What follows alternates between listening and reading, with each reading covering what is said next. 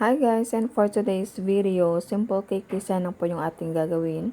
And yung ating cake size po pala is 7x3 and moist chocolate cake naman yung kanyang base. And this time guys, nilalagyan ko lang po nitong white natin na frosting.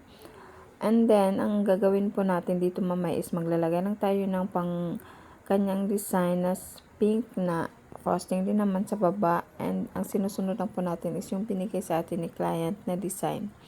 And ganyan po ang ginawa ko guys. Medyo wavy po yung sa taas kasi parang pagtitingnan is parang meron siyang wave na design. Lalagyan po natin yan mamaya ng kanyang gold.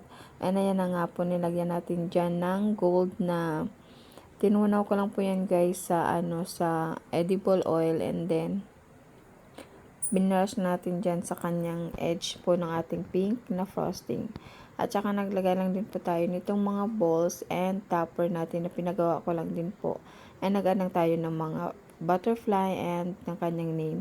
And ganyan lang po ang design ng ating cake for today's video. And yung ating cake po pala guys is for 1-year-old birthday ito. And ayan po. Thank you for watching. Bye!